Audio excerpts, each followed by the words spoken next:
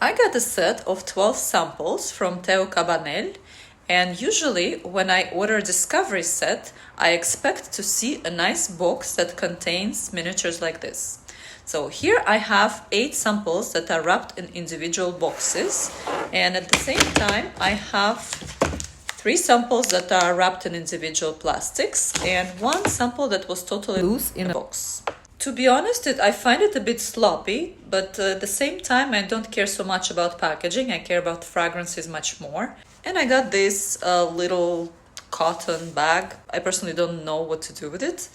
I was going about these fragrances the same way I always do. First, I try them randomly, one by one, on my own, without reading their descriptions, and then I match my impressions with the official information and with the way the fragrances are marketed. So what I found out is that Hoja and ALAHINE, 2 of them, they were created by the same perfumer, Jean-François Lati. And it's kind of obvious that these 2 were created by someone from an older generation of perfumers. To be honest, I'm not a fan of this 70s and 80s vintage vibe, despite that ALAHINE is now promoted as a Mexican theme. BARKHANE is another creation of the same perfumer, and this one is the highest rated perfume of Teo Cabanel, according to Fragrantica. This makes me think of cheaper fragrances, but at the same time, there are fragrances where you cannot really classify the base in a very strict manner, because here you can also feel amber and oud. I do like it, I find it pretty balanced, but I cannot say it's unique. And the last one that I would also say belongs to older generation of Teo Cabanel is called KASAR. This one is oud mostly, but I don't like the way oud is mixed with other notes. It's kind of sweet, intense, and still has that old-fashioned vibe to me, despite that this one was created in 2016. But in 2020, the brand changes their orientation completely. They simplify the design of their bottles, they make their fragrances younger, they hire a team of young creators, and the fragrances that they are known for, they come from this collection called Les Expressions Parfumées. And here I have 7 of them. Most of these fragrances, they have kind of charming French names, and I associate many of them with the smells of Paris, when you walk on the streets and you catch these Parisian smells. The highest rated one here is called Olalla. French people use Olalla for any occasion. They say it when they're happy, they say it when they're shocked, they say it when they admire something. Olalla is actually about hazelnut. And I love hazelnut as a note, but at the same time, I'm kind of picky about it. On one side, Olalla reminds me of a French bakery, and Nutella maybe. But on the other side, there is not the same kind of sweetness that you want to eat. And I think that's because of Orris. Orris creates this dirty cloud over hazelnut cream. And I don't like the way it develops on my skin. First of all, this earthiness becomes stronger. And then I feel some notes that don't belong here at all. It feels like your neighbor is painting his walls. So this strange smell of paint mixed with white chalk, this is what it turned out to be, with a bit of a hazelnut still. Je ne sais quoi. Kind of charming French name for a fragrance, isn't it? And it's translated as I don't know what. But I actually know what it smells like to me. The very first association was pistachio paste. I don't know if you've tried it, they do sell it in Italian shops.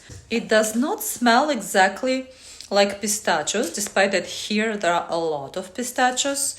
It's like Nutella that smells like hazelnuts, but it doesn't smell like hazelnuts at the same time. Well, this one is much better quality. So at the beginning, Je ne sais quoi smells like this paste, and it's so yummy and delicious, kind of sugary. Now add a smell of croissant. You can catch that smell of fresh croissants in a bakery, but in a bakery where they make viennoiserie, it also smells pain au chocolat. Here we don't have the interference of chocolate, so it's like I'm baking French croissants at home in my oven. And when I take them out, that wonderful smell of fresh crispy croissant dough, I love it. In reality, I don't bake croissants very frequently, unless I'm expecting some people. I just buy a croissant in a bakery, I cut it in two, and I put it into my oven. When I take it out, I just put this pistachio paste on top of my croissant, and I would just be in love with this perfume if it smelled like pistachios on top of my croissants. But unfortunately, in 15 minutes or so, the scent changes. It loses its sweetness and it really becomes like green tea with crispy rice. And here I have green tea called Gimancha Yama with the real grilled rice in here. That's how it looks, and I really love this green tea with rice. But unfortunately, compared with the croissant with pistachio paste, it's not as yummy. So here we have no sweetness anymore, but the bitterness and the richness of green tea really comes out. I don't know if it's mate tea or matcha tea, but it's kind of the same spirit. So I do like this fragrance, but I don't love it. I just love the opening of it. As for the base, there are some woody notes in here, but in the mix of woods, I can only catch vetiver because it's nice, soft, and it complements green tea. And as a tea lover, I'm quite never satisfied the way tea notes are made in fragrances. But here I would say that they have done a pretty good job. Another perfume where you might be expecting something delicious and they advertise it as a carrot cake with latte is called Ankur. For me, this is another variation of Santal fragrance, and if you remember, Santal of Lalabo was a very famous one, and there were so many imitations around that theme, and this one is one of them. But not only this one is made for sandalwood lovers, but it has a very strong note of carrot seeds, and this is not a note that everyone enjoys. Maybe because I'm just so much into fragrances and notes, my imagination does not take me into a carrot cake. This was a fragrance I tried towards the end, and that was the time when the revelation really hit me. I realized what a lot of fragrances have in common is a musky base with a chalk kind of aftertaste. It's like having white chalk in your mouth. Another perfume that is in the theme of French café is called Café Cabanelle. It was created in 2019, and the main bottle still has a design of other collections, but I would say that its spirit is already closer to Les Expressions Parfumées. And I thought this one would be best, especially because I really enjoyed the tea that they sent me. This tea, I would not say that it has the best quality tea leaves, but I really enjoy the flavors of vanilla and caramel. They're just so delicious. The perfume Café Cabanelle is not about tea. The perfume is about coffee. And if you look at the notes, you might be imagining nice coffee with a milky foam sprinkled with a bit of cinnamon. It is a kind of coffee that I like, but I did not like this fragrance. I find it really disbalanced and it does not remind me of cappuccino. I associate it more with Irish coffee, which is coffee and whiskey. And not necessarily whiskey, just coffee and alcohol generally, maybe tequila patron or anything of that kind. In any case, it's taking the direction of alcohol rather than milky direction. And then there is heliotrope. And usually I like heliotrope, but in this case, it's not the nice part of heliotrope. I don't even know how to explain it, but it doesn't blend well with coffee, with alcohol, and then the cinnamon starts coming out.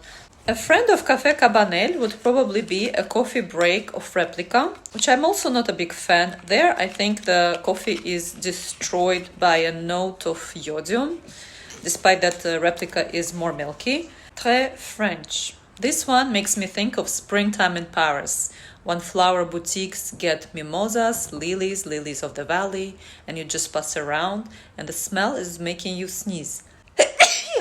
Sorry, I even sneeze of this smell. It's kind of too floral for me, and I also don't like that lilies of the valley are synthetic in here. And I was thinking that maybe this fragrance could be saved by sandalwood, benzoin and vetiver, but unfortunately it's not the case. The fragrance has predominantly musky base, and it's a kind of musk that, together with the intense florals, scratches my nose. Another floral fragrance of the Discovery set is called Rendezvous, and this one is really dominated by mimosa. For me, it's very strong and kind of synthetic as well. What I do like about this one is the powdery touch. That powdery touch is really nicely made. But the mix of mimosa and orange blossom is so strong that it really covers rose and all other notes, including the base notes. The perfume where I did not like the powdery note is called Evola. This one is predominantly aldehydes. It makes me think of taking out fresh linens from a dryer in a laundromat. I'm generally not a fan of aldehydes because their bitterness and synthetic aura, they kind of kill that feeling of happy cleanness. And in this case, they also kill the florals. The rose and white flowers and neroli, they're practically invisible. The only one that I can really catch is heliotrope, but this is not the best part of heliotrope once again. The one in the discovery set that I had the most curiosity about is called BOUM. And the reason I had a lot of curiosity about it is so-called sand lily, together with salt and immortal and vanilla in the base. Unfortunately, it's a bit disappointing. I think this one really depends on your perception, but for me, it's really unpleasant. I think this mix of immortal and salt gives a kind of a smell of urine, really unpleasant.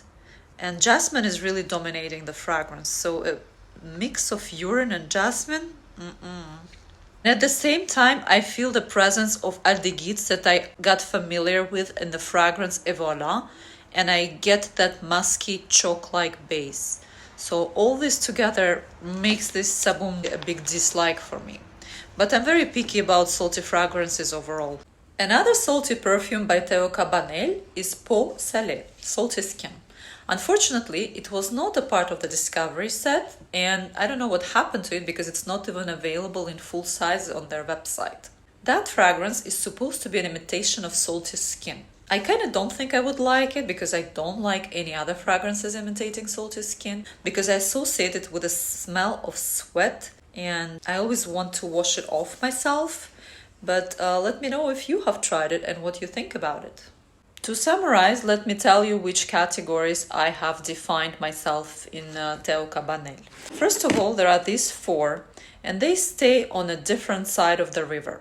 And by the river, I metaphorically speak about generation gap. Then there is a fragrance called Café Cabanelle, and this one is a transition from older generation fragrances to les expressions parfumées, especially to the theme of French cafés and goûter time.